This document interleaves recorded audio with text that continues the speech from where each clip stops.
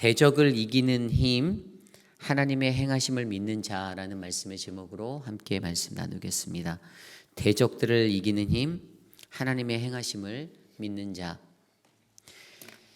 그리스도인으로, 신앙인으로 살아갈 때에 가장 어려운 것들은 우리가 환난과 고난 가운데 핍박받는 것입니다. 특별히 같은 믿는 사람들로부터 그러한 대적됨을 당할 때가 마음이 더 힘들지요. 예수님 잘 믿어보려고 하니 주변에 있는 사람들의 시기와 질투가 흔들 때가 있습니다. 그런데 들여다보면 안 믿는 사람들보다 믿는 사람들로 받는 박해가 더 크게 느껴질 때가 있죠. 물론 예수를 믿지 아니하는 사람들도 믿는 이들을 비난하고 조롱합니다. 수많은 대적자들은 그들의 입을 열어 예수를 믿어서 뭐하냐고, 하나님을 믿어서 뭐하냐고, 내가 믿는 하나님께 이것들을 이루어 달라고 간구해 보라라고 그렇게 조롱받기도 합니다. 요즘 같은 포스트 모던 시대에 그러한 일들이 더 자행하죠. 교회가 신뢰를 잃고 교회가 하나님의 교회로서 세상 가운데 바로 서지 못하였을 때 오히려 손가락질 받고 지탄받는 그런 안타까운 일들이 더 많이 일어나고 있는 것이 바로 오늘날의 현실입니다. 그러한 대적자들이 계속해서 기세등등하게 우리들을 공격할 때 과연 이 땅에 살아가는 진정한 그리스도인의 한 사람으로서 저와 여러분들은 어떠한 인생을 살아나가야 하겠습니까? 과연 우리들의 삶은 어떠한 믿음을 가지고 이 땅을 헤쳐나갈 수가 있을까요? 그 어려운 시간들을 이길 수 있는 것에 대해서 오늘 말씀은 시편 83편 1절에서 18편, 전에도 말씀드렸듯이 아삽의 시라고 불리는 이 아삽의 시는 과연 어떻게 보여줄까요? 아삽이 총 12편의 시를 썼다고 했는데 시편 50편하고 73편부터 83편까지 오늘 그의 마지막 그 작품인 이 시편 83편을 통하여서 우리는 이 땅 가운데서 우리를 못되게 괴롭히는 그 대적자들을 이기는 힘, 바로 하나님의 행하심을 믿는 자의 모습을 함께 살펴보기 원합니다. 오늘 아삽이 하나님께 그렇게 탄원하고 외칩니다. 그의 외침 1절입니다. 하나님이여 침묵하지 마소서. 하나님이여 잠잠하지 마시고 조용하지 마소서. 그가 이렇게 외치는 이유의 중심에는 누가 있습니까? 1절 말씀에는 하나님이라는 그 주어가 보입니다. 그 주체가 하나님이 되는 거예요. 침묵하지 말고 잠잠하지 말아야 하는 그 한 사람. 그런데 왜 그분께 침묵하지 말고 잠잠하지 말라라고 아삽이 외칠까요?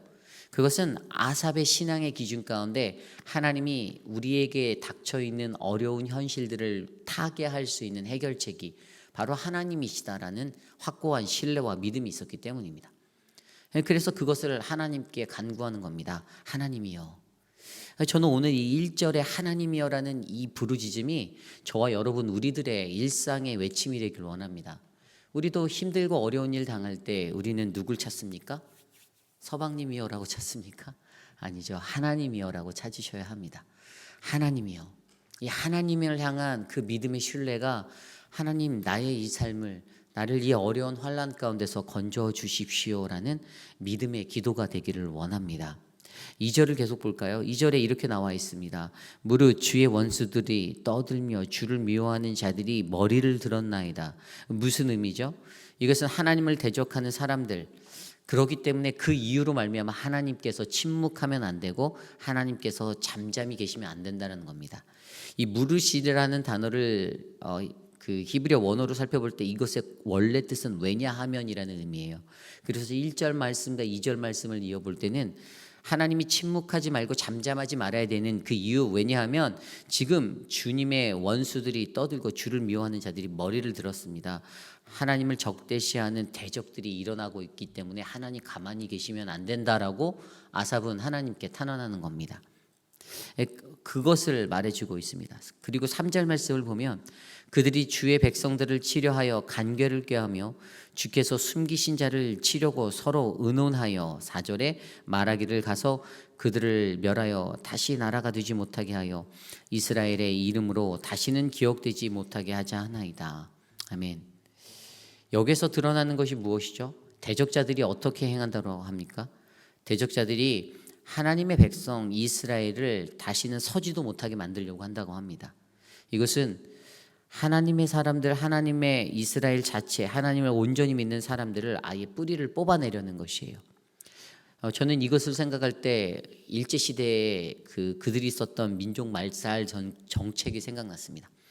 한국인이 갖고 있는 그 정신, 한민족의 정신들을 송두리째 뽑기 위해서 그들이 가장 먼저 창씨개명을 하였죠. 그들의 이름을 바꿨어요. 그냥 언어를 바꿔버린 거예요. 왜냐하면 언어에는 그들의 혼이 담겨 있잖아요. 우리가 쓰는 한국말, 이 한국어라는 이 단어에서는, 그 언어에서는요, 우리가 내 민족으로서의, 내가 이 나라의 국민으로서의 그 자긍심이 담겨져 있습니다. 저도 한국말 할 때 굉장히 뿌듯해요. 여러분들도 그렇지 않나요? 미국 땅에 살아가면서 한인 디아스포라로 살아갈 때 우리들이 정체성을 잃지 않는 것은 내가 내 언어를 구사할 수 있다는 것입니다. 그래서 저도 저희 딸을, 미국에서 태어난 저희 딸을 자라게 하지만 저희는 집에서 100% 한국어만 써요. 저희 딸이 영어보다는 한국어를 잘해요. 아직 유치원에 이제 킨더가든에 보냈을 때도 저희 딸은 적응을 잘 못해요. 영어에 적응을 못하더라고요. 왜냐하면 한국말이 익숙하기 때문에 영어를 눈치를 보고 그렇게 배우는 것들을 보게 되었습니다. 그래서 저희 가정에서 가정교육의 첫 번째는 한국어 우선이에요. 저희 딸에게는 한국어 먼저 가르칩니다. 어떠한 교회들을 들여다보면 저도 교육부를 많이 맡았었거든요. 이민사회에서 제가 있었던 15년의 시간 가운데 섬겼던 교회들의 교육부를 맡을 때 항상 논점이 됐던 것은 어떠한 언어로 아이들을 가르칠 건가입니다. 그런데 저는 솔직하게 아직까지는 제 중심에는 이민사회에 있는 한인교회에서는 한국어로 우리 자녀들을 가르쳐야 한다는 것에 큰 비중을 두고 있습니다. 왜냐하면 어차피 아이들은 학교에 가면 영어하게 돼 있거든요. 그런데 집에서도 한국어 잘 쓰지 않으면 그 아이들은 한국어 잊어버리게 되어져 있습니다.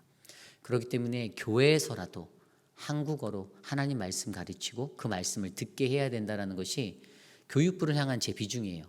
그런데 어떤 교회들을 많이 들여다보면 여전히 미국이기 때문에 영어로 가르쳐야 한다는 거예요. 이들의 아이들의, 우리의 자녀들의 기초가 미국에 서 있는, 미국에서 살아갈 아이들이기 때문에 미국의 언어로 가르쳐야 한다고 합니다. 그런데 그렇게 가르칠 때 어떤 문제가 일어날까요? 자녀들이 성장하였을 때 부모들의 신앙을 잊어버립니다. 그것들을 알지 못합니다. 언어에 담겨져 있는 혼이 없어졌기 때문에 그들은 미국식으로 사고하고 미국적인 신앙생활에 자신의 뿌리를 두려고 합니다. 저는 이 땅에 세워진 한인 교회들, 그 디아스포라 교회로 부르심받은 교회는 교육부에 유스까지도 최소한 엘레멘터리, 우리의 그 썬데이 스쿨 정도는 반드시 한국어로 교육되어져야 하는 교육을 교회에 세워야 된다고 저는 주장하는 사람이에요. 그렇기 때문에 오늘 이 말씀에 있었던 이 이야기처럼 이스라엘 자체를 없애려 하였던 그들의 생각들, 그 뿌리를 뽑으려고 하였던 것들이 어떻게 보면 하나님 신앙으로서의 그들의 정신을 빼앗아 가려는 그러한 위협이었다라는 사실이죠. 오늘 그들에게 그 위기가 있었습니다. 이스라엘에게 이러한 어려움이 있었어요. 시대적으로 이것들을 살펴볼 때 오늘 말씀에 보면 5절 이후의 말씀에 10개의 연합된 나라가 그들을 공격합니다. 에돔과 이스마엘인과 모압과 하갈인과 그발과 암몬과 아말렉과 블레셋과 두로와 아수르. 어떠한 사람들입니까? 여러분, 에돔은 어떠한 나라이죠? 야곱의 쌍둥이 형 에서의 후손들이 에돔 사람들입니다. 그리고 이스마엘 사람들은 누구입니까? 아브라함의 아나였던 그 세컨, 그 하갈이라는 여종에 의해서 태어난 자식이 이스마엘 아닌가요? 그리고 모압은 누구죠? 모압은 아브라함의 조카 롯의 자손들. 그 롯인데 롯이 어떻게 해요? 자신의 큰딸과 음행을 저질러서 낳았던 자손들이 바로 모압 자손들 아닙니까? 그럼 하갈은 또 누구죠? 하갈은 앞서 설명드린 대로 이스마엘의 어머니 되는 그 족속의 사람들을 이야기하는 겁니다. 그리고 그발 사람들, 세일산에 거주하였던 그들을 이야기하고요. 암몬이는 누구입니까? 바로 롯이 자신의 둘째 딸과 또 범하여서 낳았던 그 후손들이 바로 그들입니다. 그리고 암몬입니다. 그리고 아말렉은 누굽니까? 아말렉은 에서의 아들 엘리바스가 낳은 자손들이 바로 아말렉 사람들입니다. 그리고 블레셋 사람들은 지중해에 거했던 이방 사람들이고요. 또 두로 사람들, 그들은 이스라엘과 늘 대적하며 살았던 그러한 족속들이었습니다.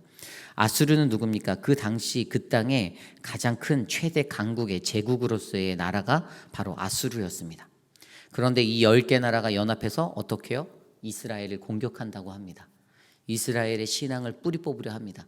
그 속에는 하나님의 신앙에 기초했었던 기초의 사람들도 있었어요.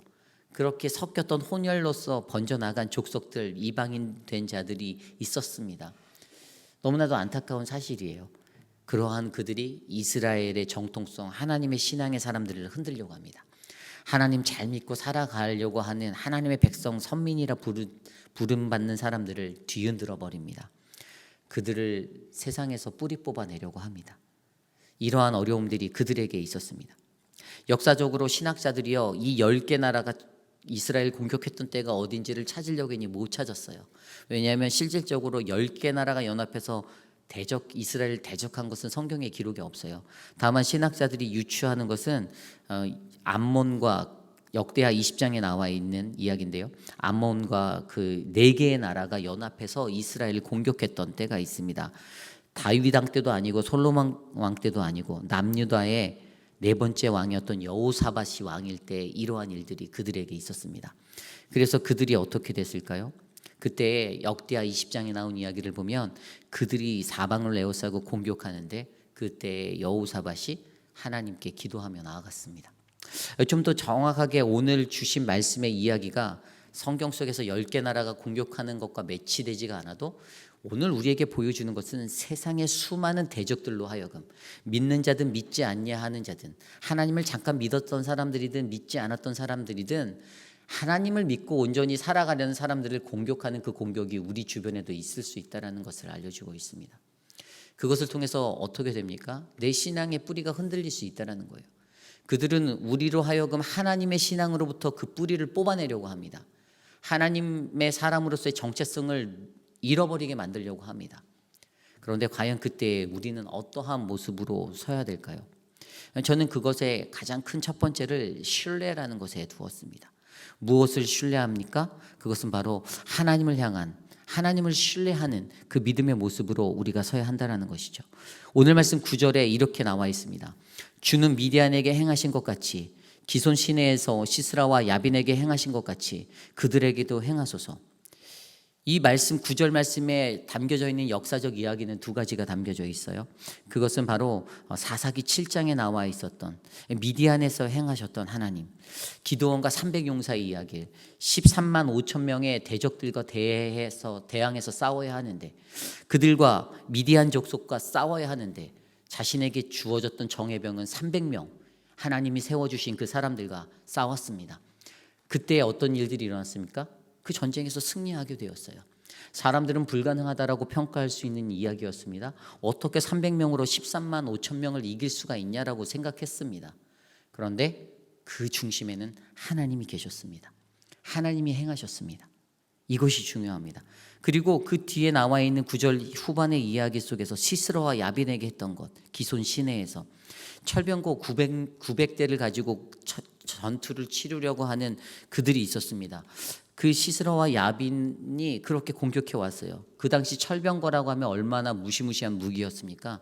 한 사람의 군사를 가지고 있는 것보다 훨씬 더 강력한 철로 만들어진 그런 무기를 갖고 만들어진 제작된 병거였습니다.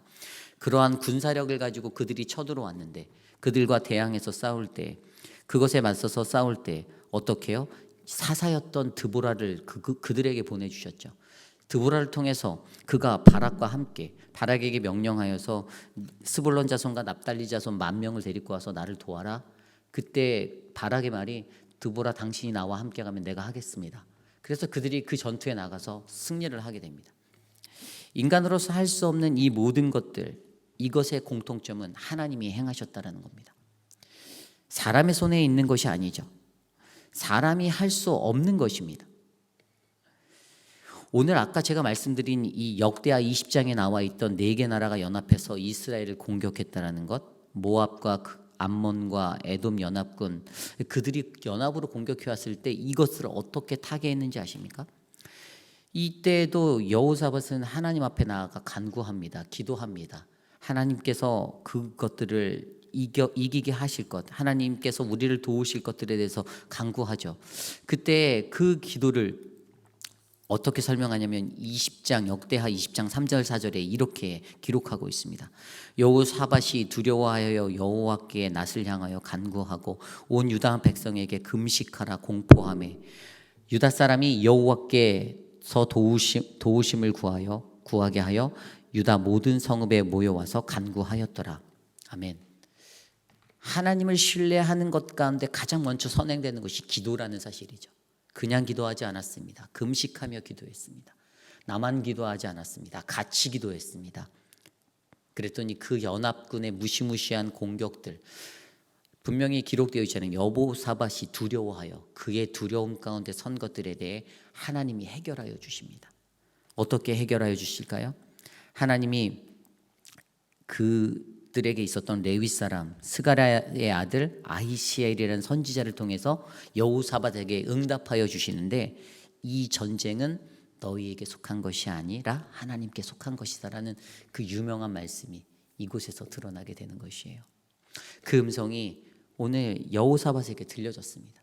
그때 그들이 나아가서 싸웠어요. 그리고 여호사밧이 그 음성을 듣고 전쟁에 나갈 사람들을 다 모아서 그들 앞에서 외쳤던 말씀이 역대하 20장 20절 말씀. 너희는 너희 하나님 여호와를 신뢰하라. 그리하면 견고히 서리라. 그의 선지자들을 신뢰하라. 그리하면 너희가 형통하리라. 아멘. 믿으십니까? 무엇이 보이나요? 그들 안에 담겨져 있던 신뢰, 하나님을 향한 그 신뢰가요, 대적들을 이기는 힘, 하나님의 행하심을 믿는 원동력이 되었습니다. 오늘 이 시대를 살아가는 우리들에게도요, 이러한 믿음이 요구되어집니다. 누군가 나를 공격합니까? 네가 예수 믿으면 얼마나 잘 믿는지 한번 보자. 팔짱 끼고 나를 지켜보는 사람들이 있습니까? 네가 믿는 예수가, 네가 믿는 하나님이 얼마나 대단한지 내게 보여봐라고 우리를 조롱하는 사람들이 있습니까? 또는 어떤 같은 공동체 안에서 같은 믿는 신자들이 그래 김 집사 얼마나 잘하는지 보자, 김 권사 얼마나 잘하는지 보자, 그러는 마음으로 눈여겨보고 그런 분들의 시선이 느껴집니까? 그때 우리가 무엇을 해야겠습니까? 그들과 대적해서 맞서 싸우시렵니까? 그럴 필요 없지요. 우리는 이 모든 것들에 행하시는 하나님을 믿으면 됩니다. 그분을 신뢰하면 됩니다. 이것이 바로 그 대적들을 이기는 힘입니다. 그들에게 똑같은 말 한마디 더 하고 그런다고 해서 세상이 바뀌지 않을 거 너무 잘 알지 않습니까? 그냥 하나님의 손에 맡기고, 우리는 하나님 그분이 구약의 모든 이스라엘의 역사를 통해서 보여주셨던 그 신뢰만 하나님께 드리면 됩니다. 그때 여호와를 신뢰하면 우리가 견고히 세워지고, 그때 여호와를 신뢰하면 우리가 하나님 앞에 형통하게 될 것들을 하나님은 우리에게 말씀하여 주고 계십니다. 그러므로 사랑하는 성도 여러분, 오늘 이 순간에 나를 어렵게 하는 그 모든 대적들 앞에서 여러분 대적을 이기는 힘, 그 하나님의 행하심을 믿으시기를 바랍니다. 이것이 바로 우리를 하나님의 자녀되게, 하나님의 거룩한 믿음의 백성 되게 하는 그러한 원동력이 됩니다. 그러한 마음으로 함께 우리 기도하기 원합니다. 하나님, 우리가 무엇으로 하나님 이 대적들 앞에 서야 합니까? 오늘 아삽이 외치는 그 부르짖음 앞에, 그 외침 앞에 하나님은 침묵하고 계셨다고 아삽은 느꼈습니다. 그리고 아삽의 그 탄원은 하나님 제발 그 대적들의 괴롭힘 앞에서 하나님 가만히 계시지 마십시오. 저들을 심판하여 주십시오. 그들을 두렵게 하시고 그들에게 수치가 가득하게 하시고 그들에게 낭패와 멸망이 뻗치게 하여 주십시오라고 간구합니다. 그럼에도 불구하고 그 간구 속에 우리가 믿어야 하는 한 가지는, 내가 하나님을 신뢰할 때 하나님이 내 안에서 행하시고 모든 대적들로부터 나를 지키시고 보호하신다는 사실을 굳게 믿으시기를 바랍니다. 그 은혜를 위하여 이 시간 함께 기도하겠습니다.